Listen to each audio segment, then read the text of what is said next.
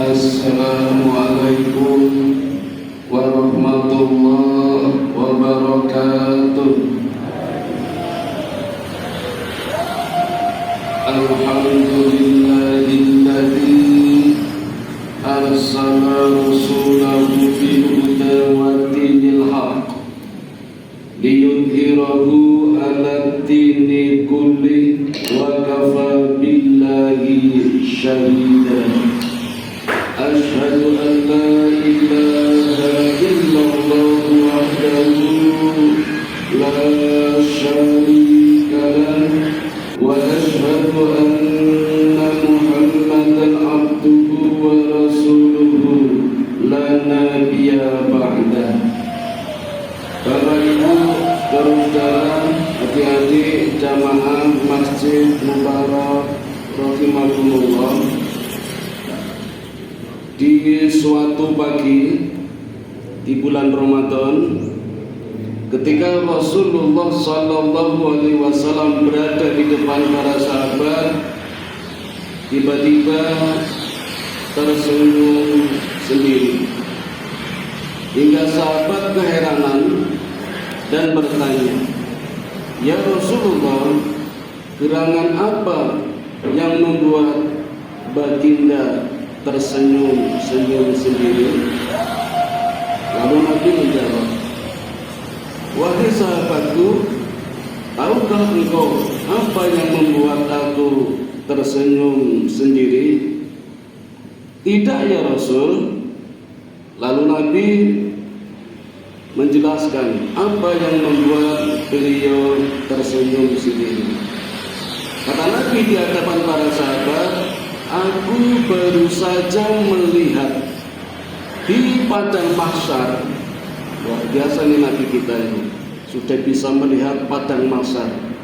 "Baru saja aku melihat di padang mahsyar ada seorang nabi yang naik dan masuk surga sendirian tanpa umat. Di satu sisi aku senang, teman-temanku semua nabi masuk surga. Tapi nabi yang satu ini tidak ada satupun umat yang ikut masuk surga. Ini yang membuat aku tersenyum. Lucu," kata Nabi. Sahabat tahu nabi siapa? "Tidak ya Rasul."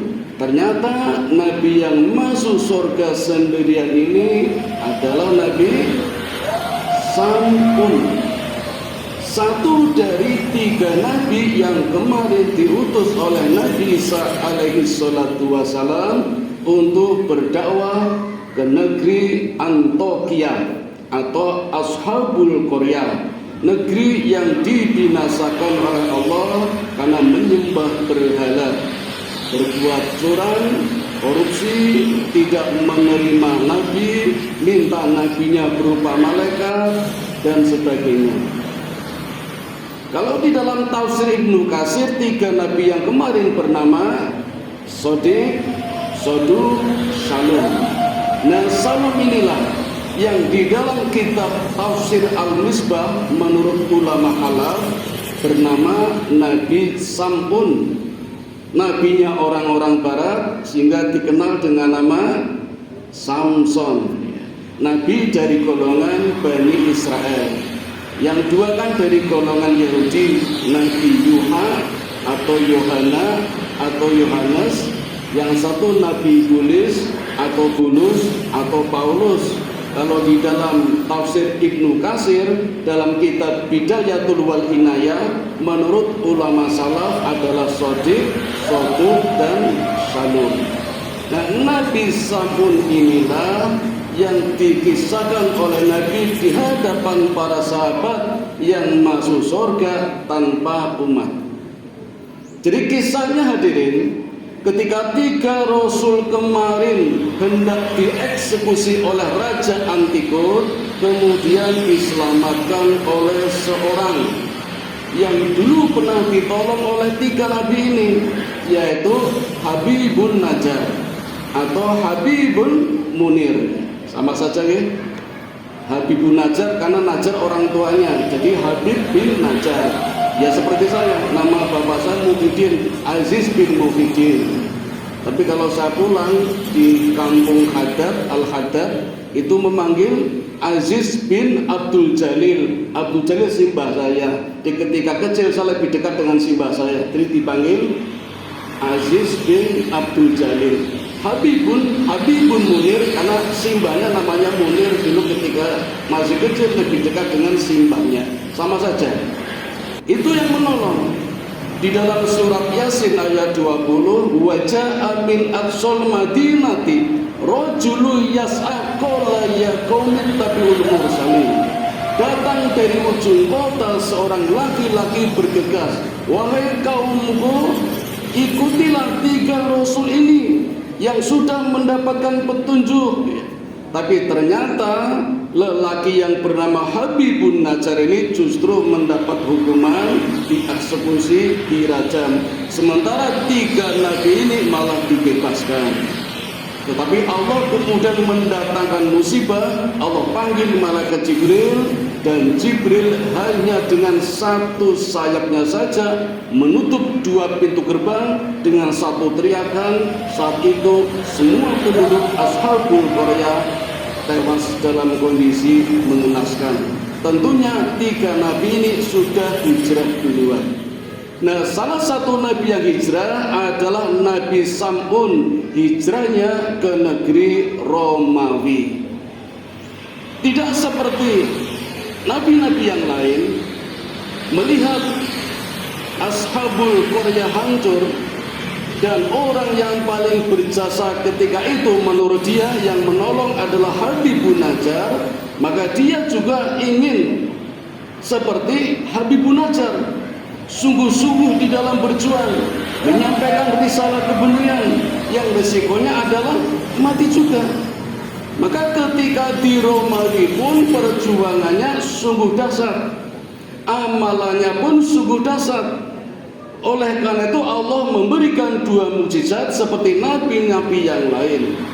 Kalau Nabi Musa Allah berikan mukjizat, tongkatnya dapat berubah menjadi ular, tongkatnya dapat membelah lautan merah menjadi 12 jalan, seluas jalan tol bahkan lebih luas, karena 1 jalan saja lebarnya 900 meter, beda dengan jalan tol yang seperti biasa nggak nyampe 1 kilo itu. Yang kedua, ketika tangan Nabi Musa dimasukkan ke dalam saku, dikeluarkan bercahaya. Nah, Nabi Sam'un ini ternyata Allah berikan mukjizat juga 2. Yang pertama adalah pedang kecil yang namanya liha jamal, yang terbuat dari rahang onta. Liha itu rahang, jamal itu onta. Dan mukjizatnya apa? Dengan pedang ini sekali tebas 1000 orang Romawi mati. Ini mukjizat. Yang ditebas 1, yang di belakang 1000 ikut mati. Ini mukjizat ini. Tidak harus 1 tebas sampai 1000, tidak. Cukup 1 saja, yang belakang mati. Sendirian, setiap berperang, setiap berjuang dengan 1 pedangnya yang bernama liha jamal, 1000 tewas, mengalahkan 1000 tentara Romawi. Ini Nabi Sam'un. Kalau Nabi kita Muhammad SAW ketika perang Uhud memang sempat terjatuh di lubang yang dibuat oleh orang munafik. Nabi memanggil Ali, ya Ali, lemparkan tombak kecil. Maka dengan tombak kecilnya Nabi mampu menahan bahkan menjungkelkan 70 orang-orang kafir ketika perang Uhud. Maka orang-orang kafir berpikir, sekali Nabi dengan tombak kecil saja bisa menjungkalkan 70 pemuda, ini kalau perang Uhud diteruskan bahaya. Maka orang-orang kafir lari, tidak diteruskan perang Uhudnya. Cuma dalam sejarah dikatakan umatnya Nabi Muhammad pasukannya kalah. Boleh saja tidak apa-apa untuk pelajaran. Tapi sebenarnya belum selesai perang Uhud, karena melihat kekuatan Nabi dengan 1 tombak mampu menjungkalkan 70 orang kafir ketika perang Uhud dengan kekuatannya. Nah, ini Nabi Sam'un seperti itu. Yang kedua, mukjizat yang Allah berikan kepada Nabi Sam'un berupa rambut.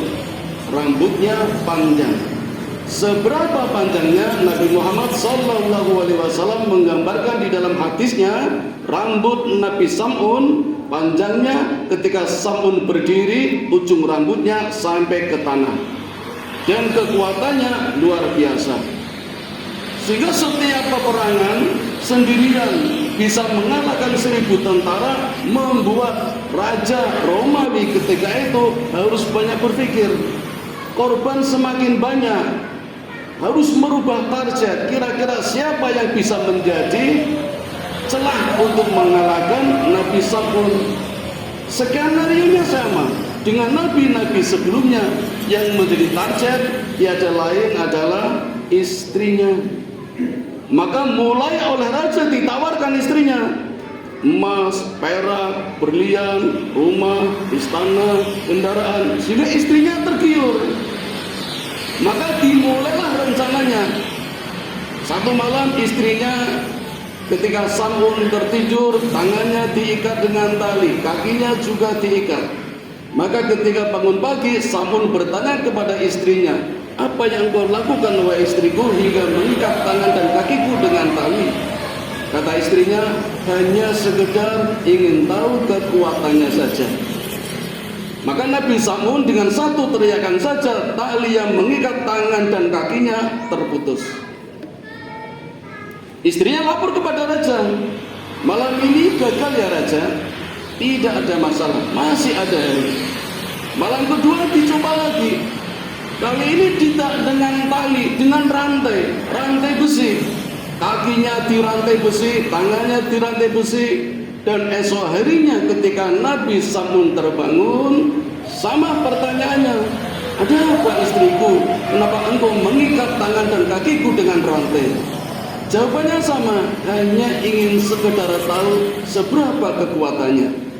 Maka dengan satu hentakan saja, rantai terputus yang melekat pada kaki dan tangannya. Istrinya lapor lagi, "Tenang saja, pasti nanti ada celah." Maka dicoba lagi dengan cara memuji, "Ya suamiku, betapa hebat kekuatanmu.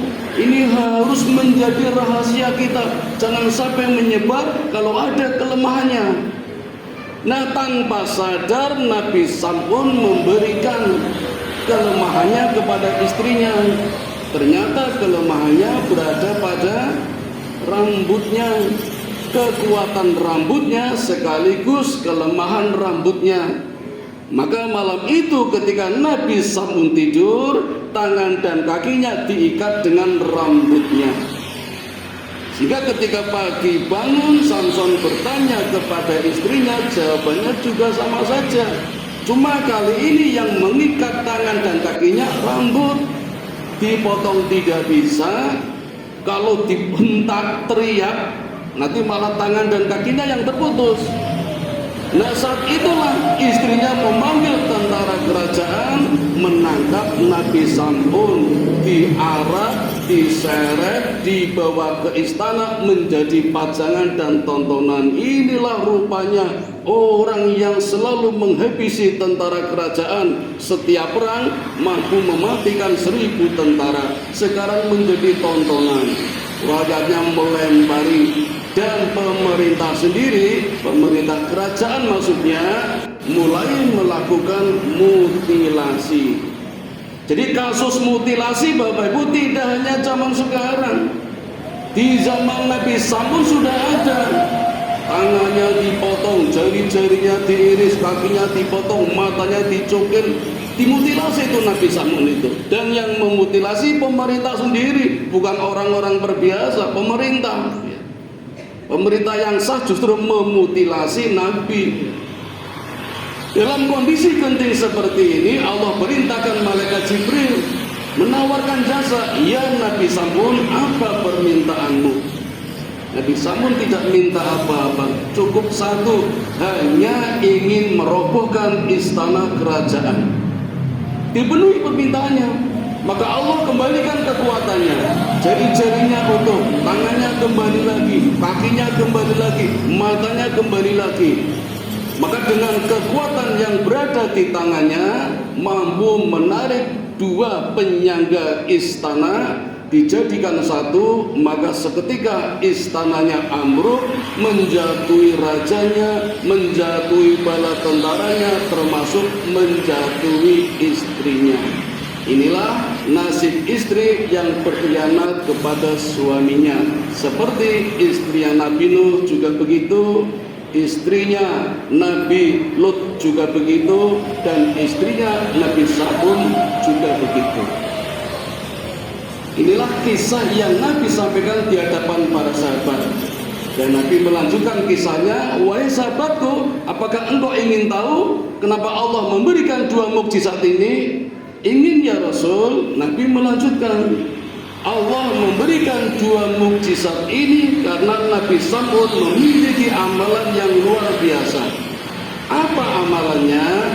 Kalau saya beritahu, pasti Bapak Ibu tidak akan mampu.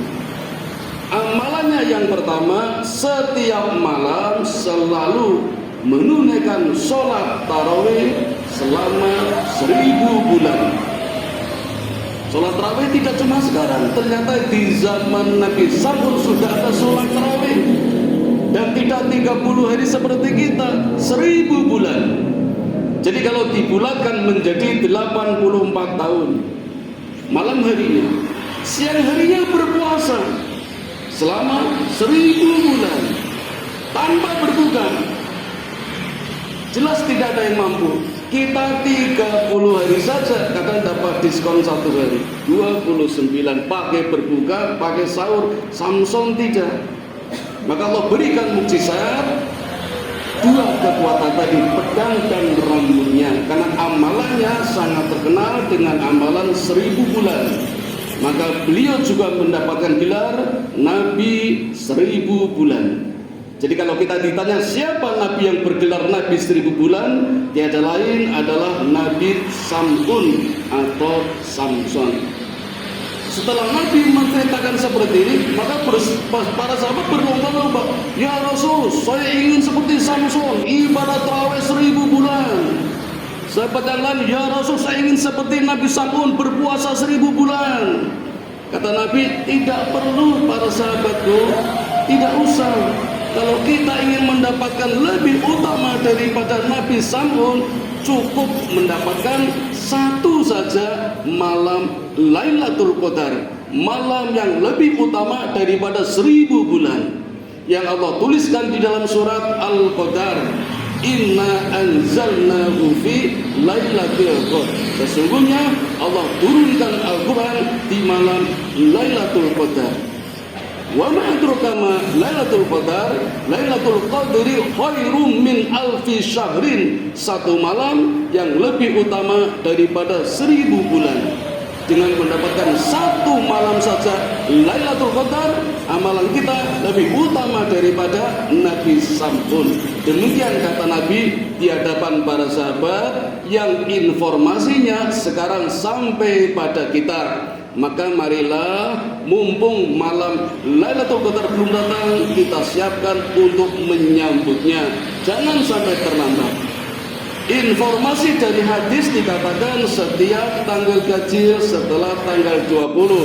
Jadi kemungkinannya 21, 23, 25, 27, 29. Bukan 17 Ramadan yang kadang kita memperingatinya dengan peringatan Nuzulul Quran. Itu hanya peringatan, persiapan buat kita untuk masuk ke Lailatul Qadar tanggal ganjil setelah 21. Sama dengan perintah bulan puasa, kita diperintahkan puasa mulai 1 Ramadan, itu ayatnya justru turun di bulan Syaban pada hari yang ke-16. Gunanya agar kita siap-siap, tidak kaget, puasa atau tidak, justru dipersiapkan. Nah, demikian hadirin yang dapat kami sampaikan. Mudah-mudahan ada manfaatnya. Mohon maaf kalau ada kekeliruannya. Kisah satu Nabi yang membuat Nabi tersenyum sendiri, karena Nabi melihat ada satu Nabi yang namanya Nabi Samud masuk surga sendirian tanpa umat. Maka kita sebagai umat Nabi Muhammad tiada lain yang harus kita contoh kecuali Nabi Muhammad Sallallahu Alaihi Wasallam. sebuah referensi yang lengkap yang semua nabi kebenarannya ada di dalam Nabi kita Muhammad sallallahu alaihi wasallam. Mari kita tutup dengan doa kifaratul majlis. Subhanakallahumma wa bihamdika asyhadu an la ilaha illa anta astaghfiruka wa atubu ilaik. Assalamualaikum warahmatullahi wabarakatuh.